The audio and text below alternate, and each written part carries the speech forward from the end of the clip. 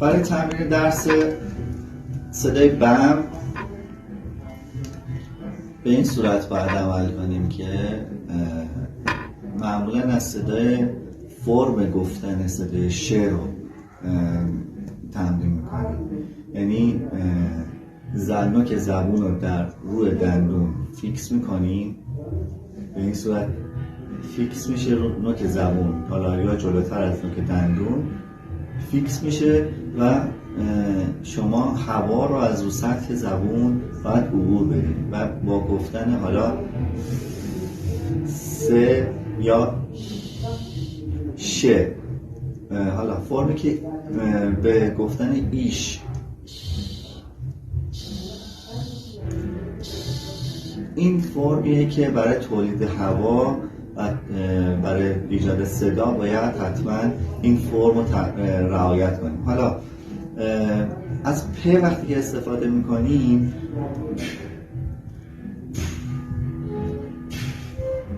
این در واقع هوا رو پشت لب جمع میکنه و پرتاب میکنه. این توی اجرای درس استاکاتو به دردمون میخوره که حالا تمرینش رو میگم. و فرمت این قبل اینکه لبمون، حالا برای اینکه وقتی میخوایم ساز بزنیم، حالا جلوتر میگم، وقتی که خواستیم در تولید صدا این پ رو اجرا کنیم و طوری اجرا کنیم که لبمون به هم نچسبه. مثلا میشه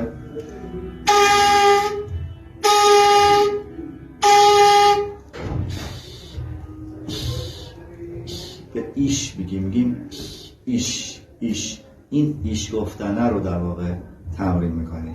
پس این هم تمرین. حالا وقتی که من استاکاتو میخوام فوت کنم، یعنی پرتاب صدا و مقطع اجرا کردن صدا وقتی که انجام بشه، چه اتفاقی میفته؟ باعث میشه که صدا متمرکز به در واقع سر نی برخورد کنه و شکافته بشه. هرچی این تمرکز هوا بیشتر باشه روی سر نی، صدای با کیفیت داریم.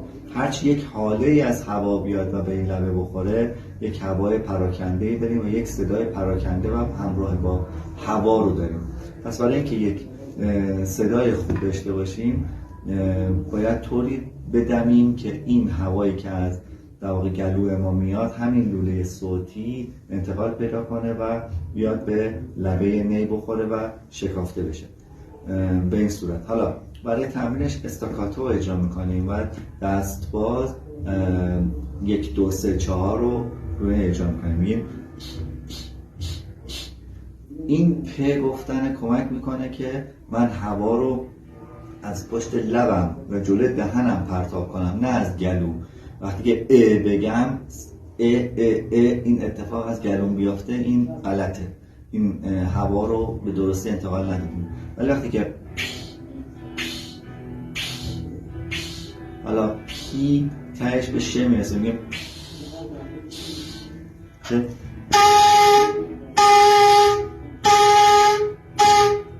پس زبون، نوک زبون رو حالت رو دندون استندبای منتظر نگه میداریم به این صورت. این نوک در واقع دندونمون رو روی لبه قسمت بالایی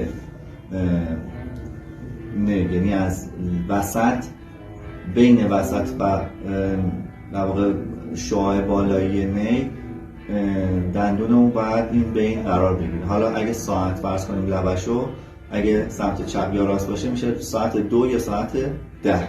این تقریب باید روی دندونمون قرار بگیره. مثلا اینجا این تکیهگاه رو دندون تثبیت میشه، زبونمون فعلا در همین وضعیت زیر نی قرار میگیره و ایش یا پ رو میگیره.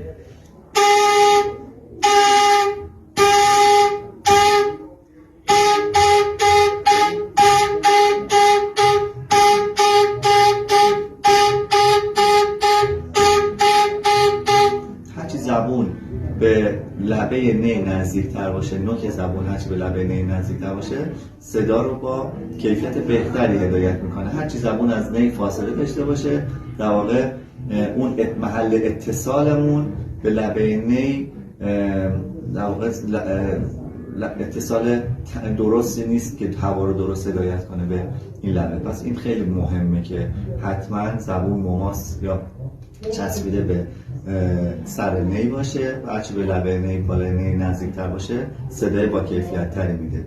پس این رو باید عادت کنیم که کم کم نوک زبونمون رو بیاریم و در واقع وسط نوک زبونمون رو روی لبه نی تماس بدیم.